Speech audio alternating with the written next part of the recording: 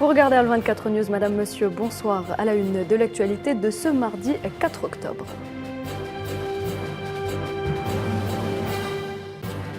Une délégation de la CEDEAO est arrivée à Ouagadougou pour une première prise de contact avec le président de la transition Ibrahim Traoré.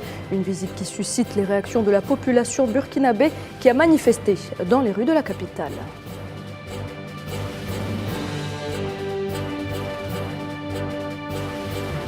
Insécurité alimentaire, les grands fabricants d'intrants et d'engrais agricoles réunis à Alger pour faire face à ce grand défi humanitaire.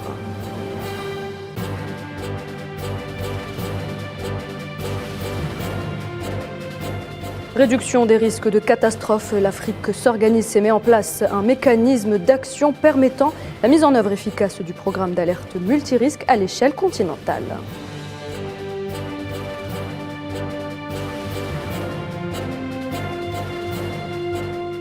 Une première depuis 2017, un missile balistique nord-coréen de moyenne portée a survolé le Japon et suscité les réactions internationales.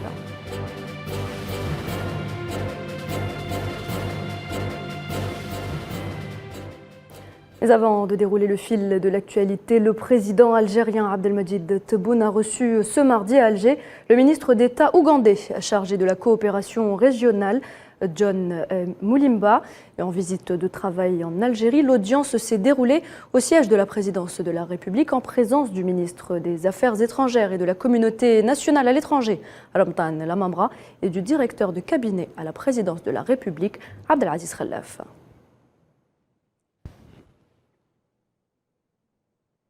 Et nous le disions en titre, une délégation de la CEDEAO en visite à Ouagadougou pour une première prise de contact avec le nouveau président de la transition, Ibrahim Traoré.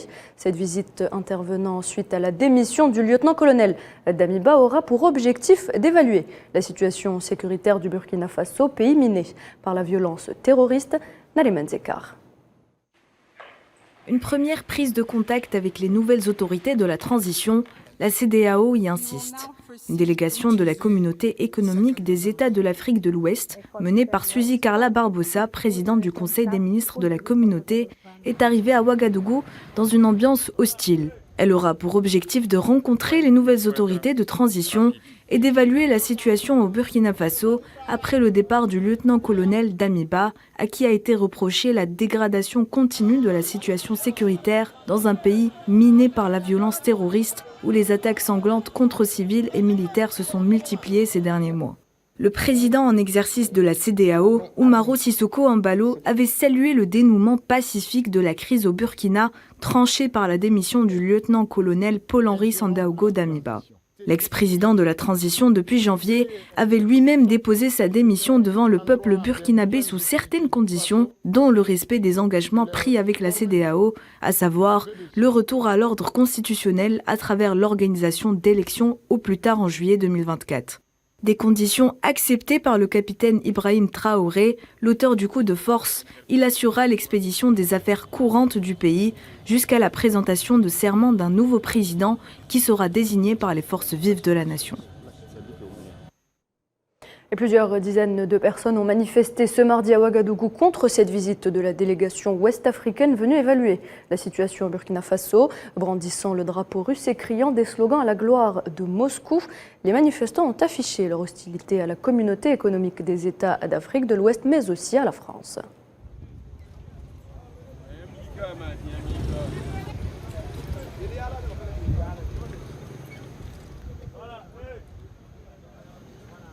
Hier, on a appris que la CEDEAO venait au Burkina. Et ça n'a pas eu lieu. C'est aujourd'hui qu'ils sont engagés pour venir au Burkina. Et pourtant, il y a eu des morts, des centaines de morts à Djibo. Des vies ont été brûlées. Des gens ont été tués. La CEDEAO n'a pas réagi à cela. Et quand il s'agit du pouvoir que le peuple a retiré, la CEDEAO se lève, se précipite rapidement pour venir mélanger les trucs. Et nous disons non à cela. Et puis dans une vidéo publiée sur Facebook, l'ex-président de la transition, le lieutenant-colonel Paul-Henri Sandaogo Damiba, a exposé les 7 conditions sur lesquelles il s'est accordé avec les autorités coutumières et religieuses, le président en exercice de la CEDEAO, mais aussi son nouveau rival Ibrahim Traoré, pour démissionner de son poste. Et parmi ces conditions, il a demandé aux nouvelles autorités de continuer à travailler à la réconciliation nationale, de respecter les engagements pris envers la CEDEAO, mais aussi de garantir sa sécurité. Mes chers compatriotes, à l'endroit des nouvelles autorités du Faso, je leur formule mes vœux de succès. Je les invite à travailler, surtout à unir, plutôt qu'à disperser. Je les invite à rester patriotes et intègres. Je les invite à porter haut les valeurs du MPSR et à porter leurs responsabilités comme un sacerdoce. Et la situation au Burkina Faso, on en parle justement avec M. Cheikh Tidiane Diarra, observateur de l'actualité africaine et vice-président de SOS Racisme Amiens. Bonsoir monsieur. Bonsoir à vous, madame. Alors, visite de la délégation de la communauté économique de l'Afrique de l'Ouest, la CEDEAO, au Burkina Faso, quelques jours seulement après la prise de pouvoir du capitaine Ibrahim Traoré. Que peut-on attendre de cette visite face à un refus grandissant de la rue burkinabé qui refuse catégoriquement la présence de la délégation sur son sol? On vient de le voir, comme en témoigne donc la manifestation de cet après-midi dans la capitale Ouagadougou. Tout simplement, on peut attendre de cette visite de la CEDEAO, ou mission de la CEDEAO au Burkina Faso, comme un échange et une prise de contact avec les nouvelles autorités depuis le 1er octobre 2022. Et aussi, on peut s'attendre à tout sauf des sanctions. Parce que la CEDEAO s'est rendu compte que ces sanctions étaient inefficaces, notamment elle avait pris des sanctions inédite contre le Mali, inégale et inhumaine pendant 7 mois, qui n'a pas eu d'effet sur la vie économique du Mali, ainsi aussi la sécurité au Mali. Très bien, alors il n'y a pas que la CEDEAO qui est conspuée en Afrique, il y a aussi la présence française qui suscite de vives réactions, toute une politique française à revoir, un partenariat gagnant-gagnant, sinon la France peut dire au revoir au continent africain les années à venir, surtout avec la montée en puissance des Russes ou encore des Chinois. Qu'en pensez-vous, monsieur Diarra ? Pour moi, ça c'est quelque chose qui est vraiment logique, avec une jeunesse aujourd'hui décomplexée, qui n'a pas connu la colonisation, qui veut discuter avec la France d'égal à égal, qui veut une coopération gagnant-gagnant avec tous les partenaires sans exception. La France en elle-même ne suffit pas à sécuriser le Sahel, notamment l'intervention française, on se rappelle encore, qui a duré 9 ans au Mali, n'a pas pu apporter la sécurité, n'a pas pu répondre aux objectifs attendus de la population malienne. Et aujourd'hui, si on voit que la France est contestée partout, c'est sa politique coloniale, paternaliste, contre les Africains, qui ne veut pas discuter d'égal à égal avec les Africains. Et aujourd'hui, nous, la jeunesse africaine, nous disons non à cette ingérence de la politique française en Afrique. Notamment, on a vu au Mali, au Burkina Faso, et il a été accusé aussi, notamment, d'avoir caché le président déchu Damiba de la transition burkinabé, et aussi d'avoir pas répondu efficacement au terrorisme au Burkina Faso. Notamment, elle devrait accompagner le convoi humanitaire vers Djibo, qui est une ville sous blocus djihadiste depuis quelques mois. Et elle n'a pas pu assurer la sécurité de ces convois humanitaires plus de 80 camions ont été brûlés, et il y a eu plus de 27 morts et beaucoup de blessés. Et c'est après qu'elle vient pour larguer des vivres sur la ville de Djibo. Je pense que le médecin après la mort, ça ne sert à absolument rien. L'inefficacité aujourd'hui de la présence militaire de la France en Afrique est prouvée partout. Et du coup, on veut vraiment une coopération gagnant-gagnant avec tous les partenaires. Il ne faut pas nous imposer des visions comme si la Russie vient, moi je m'en vais, ou si la Chine vient, moi je m'en vais. Aujourd'hui, la Russie a compris que la puissance réelle de la France vient de ses colonies, et la Russie ne s'entend pas à rester les bras croisés et regarder la France propager son influence en Afrique sans lui. Et la Russie veut vraiment s'imposer en Afrique, que ce soit militairement ou économiquement. On a vu notamment au Mali, il y a des instructeurs russes qui sont présents au Mali. Il y a des aéronefs aussi que la Russie, le Mali a acheté avec la Russie. Et on voit aussi les aides économiques et humanitaires que la Russie donne aujourd'hui au Mali. Donc pour moi, la France devrait revenir à la table, discuter d'égal à égal avec les Africains si elle ne veut pas perdre son influence en Afrique francophone. Très bien, merci beaucoup Monsieur Cheikh Tidiane Diarra, merci pour cet éclairage. Je rappelle que vous êtes observateur de l'actualité africaine et vice-président de SOS Racisme Amiens. Et puis on l'a observé ces derniers temps au Mali et tout récemment au Burkina Faso. Des slogans anti-français ont donc été scandés de la part de manifestants arborant ouvertement l'emblème russe. L'Afrique est-elle devenue une priorité de la politique étrangère? Tout porte à croire que oui. Mais pas plus tard qu'aujourd'hui, Vladimir Poutine a affirmé lors d'un entretien téléphonique avec le colonel Assimi Goïta qu'il distribuerait au Mali des engrais russes gratuits bloqués à cause des sanctions occidentales. Les détails avec Karim Bouaziz. Un vent anti-français souffle-t-il sur le continent africain? La Centrafrique, le Mali, Guinée, Burkina Faso, combien encore demain? La France est inquiète à en juger de la réunion à Paris entre Umaro Sissoko Embalo et Emmanuel Macron lors de la journée d'hier concernant la situation qui prévaut justement au Burkina Faso. Mais le mariage forcé entre la puissance occupante d'antan et l'Afrique semble pourtant consommé. Dans les rues de la capitale, des manifestants brandissant des drapeaux russes sont alors pris au symbole de la présence de l'ancienne puissance coloniale. Ambassades, lycées, instituts français, centres culturels, casernes où stationnent des forces spéciales françaises engagées depuis 2013 dans la lutte antiterroriste au Sahel et qui, l'année suivante, avait exfiltré l'ex-président renversé Blaise Compaoré, un allié de longue date de Paris. Le conflit en Ukraine, comme un effet d'aile de papillon, provoquerait des sérieux remous pour la France sur notre continent. Mais la Russie compte bien acter le rejet français. Assimi Goïta, l'homme fort au Mali, lors d'un entretien téléphonique avec Vladimir Poutine aujourd'hui, s'est vu proposer la livraison de 300 000 tonnes d'engrais russes. En septembre dernier déjà, le président russe avait accusé l'UE de bloquer volontairement ces engrais, que si récupérés seraient livrés gratuitement aux pays dans le besoin, comme les pays africains. La conversation, d'après les sources officielles du Kremlin, ont également fait cas de coopération dans la sphère sécuritaire pour éradiquer les dernières poches de mercenaires extrémistes. Les travaux du 34e Congrès technique international de l'Union arabe des engrais ont débuté ce matin à Alger. Le développement du secteur agricole, des échanges entre les pays arabes est placé au cœur de ce forum international. La rencontre d'Alger accorde un intérêt particulier à la sécurité alimentaire et à la contribution des engrais au développement du secteur agricole. Mohamed Wali Ben Chaban. La crise alimentaire fait rage à travers le monde. Les grands fabricants d'intrants et d'engrais agricoles se sont réunis aujourd'hui à Alger pour faire face à ce grand défi humanitaire. Le 34e Congrès technique international de l'Union arabe des engrais accorde un intérêt particulier à la sécurité alimentaire et à la contribution des engrais au développement du secteur agricole. Actuellement, l'Algérie est considérée comme l'un des principaux pays acteurs du marché des engrais au monde.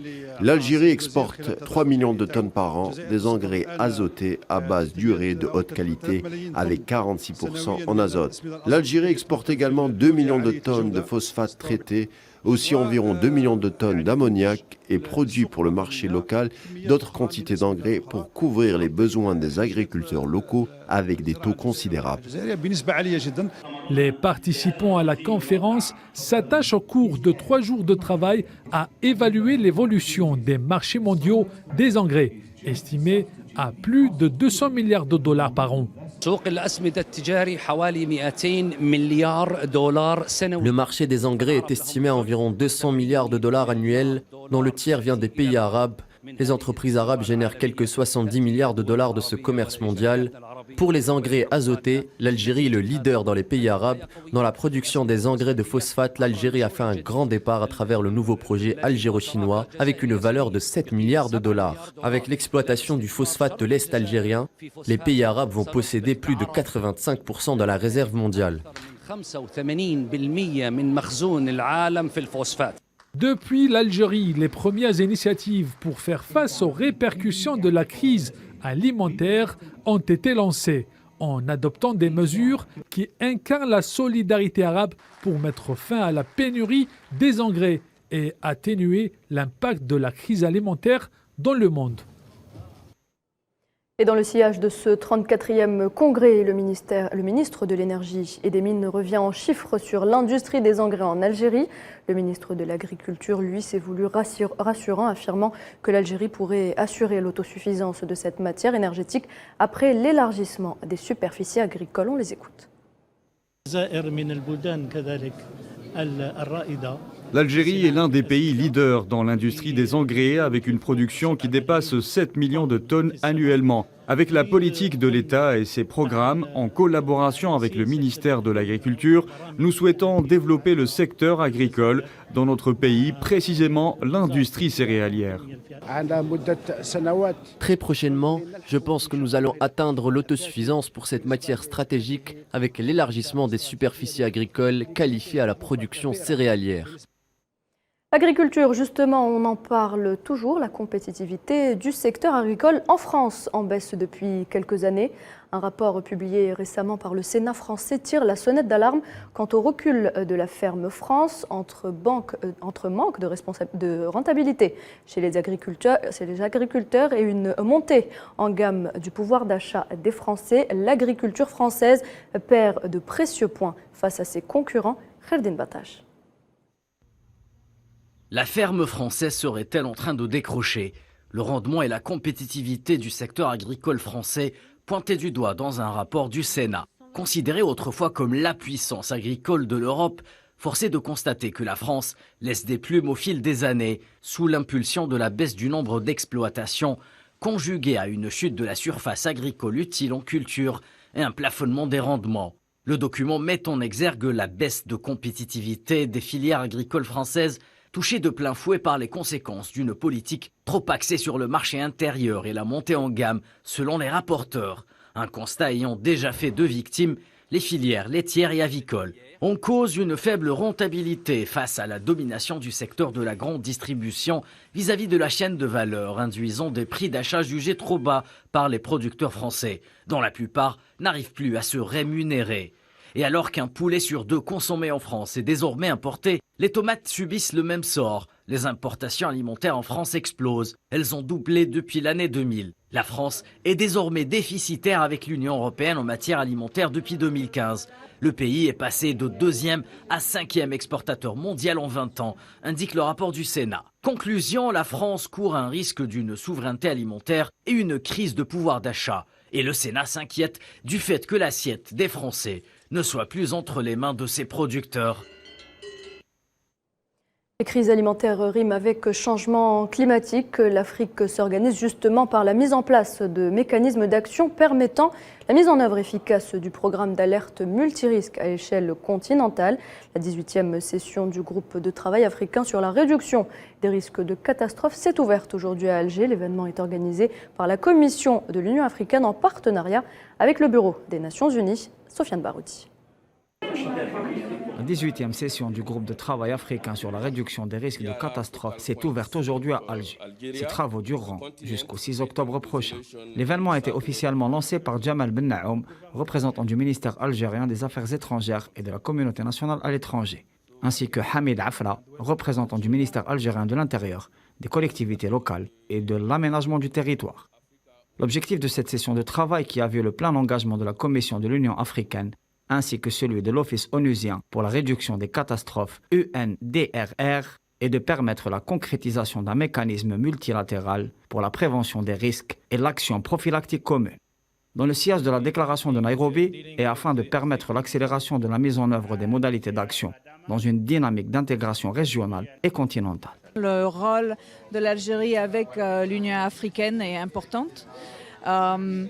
Il y a des différentes perspectives dessus ou des différents axes. Donc, l'Union africaine travaille déjà avec des différents partenaires dans le domaine de la connaissance du risque, l'alerte précoce, mais vous n'allez pas avoir l'alerte précoce sans action.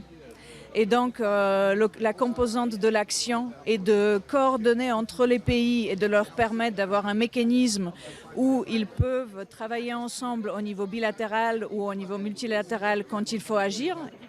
Cet événement a permis la rencontre de plusieurs acteurs agissant dans la même perspective.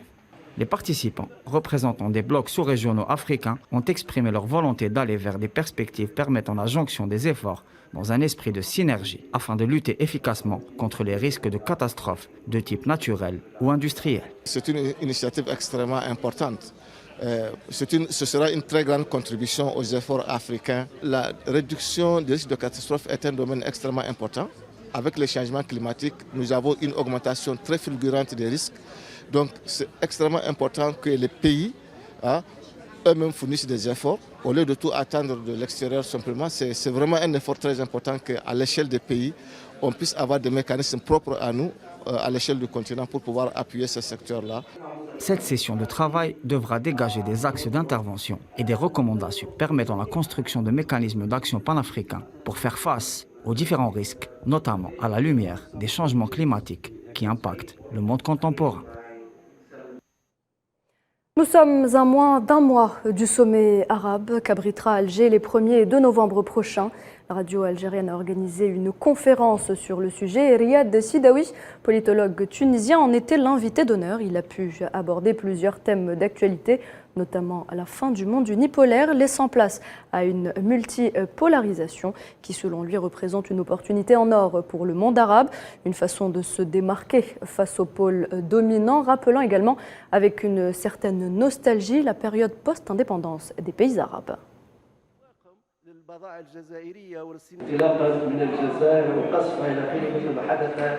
Le monde a changé. On voit bien que le monde a changé. Au plan économique, la Chine en 2030, ça va être la première puissance économique mondiale. Donc ça donne une opportunité, une occasion d'or pour les Arabes qui nous rappelle des années 60, l'âge d'or des Arabes. Ça veut dire vous pouvez être souverain, vous n'êtes plus, vous avez une marge de liberté, une marge de manœuvre entre 2 grands blocs, le bloc de l'Est et le bloc de l'Ouest. Et c'est notre occasion d'or afin de réunir nos forces. Nous-mêmes, on devient un 3e bloc, on devient une 3e force.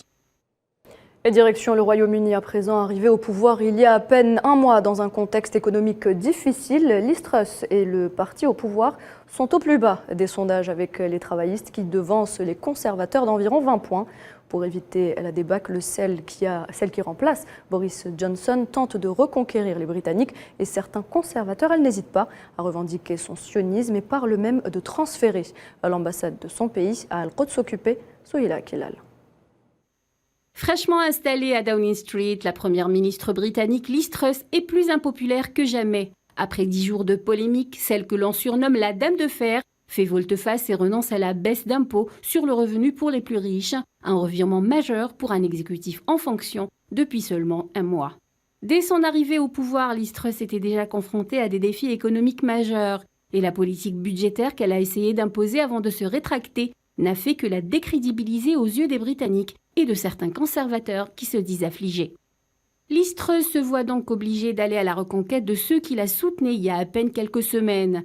Pour fédérer autour d'elle, la nouvelle première ministre britannique, connue pour être une partisane convaincue de l'entité sioniste, n'a pas hésité à se qualifier elle-même de grande sioniste et de grande partisane d'Israël lors d'une réception des amis conservateurs d'Israël.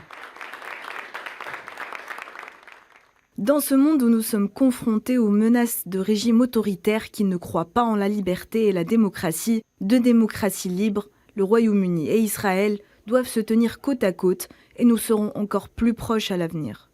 Liz Truss a même laissé entendre qu'elle envisageait de transférer l'ambassade de son pays de Tel Aviv vers Al-Quds occupé. Les efforts de Truss pour afficher son soutien à l'entité sioniste et son admiration aux juifs britanniques sont qualifiés par certains observateurs d'opportunisme et de manque apparent de profondeur et de maturité politique.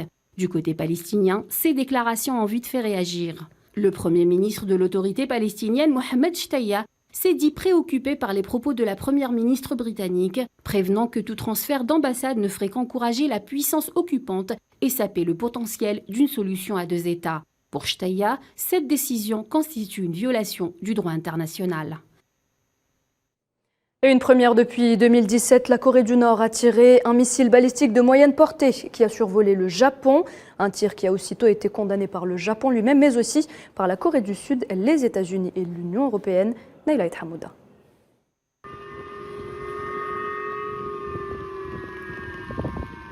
Sirène d'alarme activée et appel aux habitants à s'abriter. Telle est la situation au Japon après le tir balistique de moyenne portée nord-coréen annoncé par l'armée sud-coréenne. Certaines liaisons ferroviaires ont même été interrompues.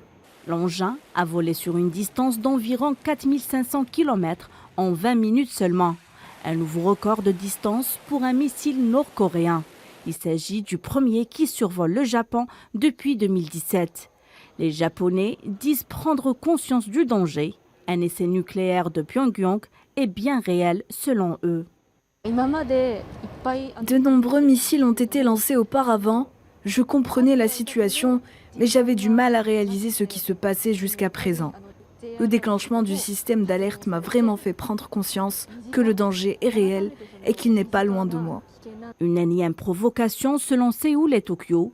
Ils condamnent ce tir. Pour la Corée du Sud et le Japon, il viole clairement les principes universels et les normes des Nations Unies. La Corée du Nord semble avoir lancé un missile balistique. Il est probablement passé au-dessus de notre pays avant de tomber dans l'océan Pacifique. Nous condamnons vigoureusement cela. L'Union européenne, elle aussi, condamne avec force cet acte, tout en dénonçant une agression injustifiée. La Maison-Blanche fustige le tir et évoque un acte illégal et déstabilisateur. Elle annonce consulter ses alliés en vue d'une réponse qu'elle qualifie de robuste. Pour le moment, silence radio pour la Corée du Nord. Elle n'a ni confirmé ni infirmé l'information rapportée par l'armée sud-coréenne. Et on termine cette édition avec la 14e édition du Festival international de la bande dessinée d'Alger. Le FIBDA s'est ouvert aujourd'hui pour le plus grand bonheur des amateurs de bande dessinée et autres mangas. L'événement accueille des dessinateurs et BDistes algériens et étrangers venus d'une dizaine de pays, dont le Japon, invité d'honneur de cette édition placée sous le signe « Dessinons notre patrimoine ».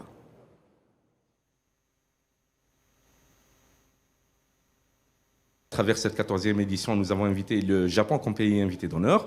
Le Japon est une grande école mondiale de la bande dessinée. Nous avons une grande délégation d'invités de marques japonais qui participent à travers plusieurs travaux ici à ce festival.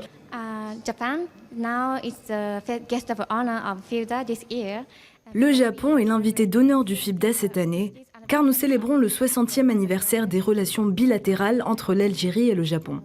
Nous tiendrons 4 conférences sur l'animation japonaise. Nous avons aussi amené avec nous 2 musiciens d'instruments traditionnels japonais. Je suis cosplayeuse depuis 2005 maintenant.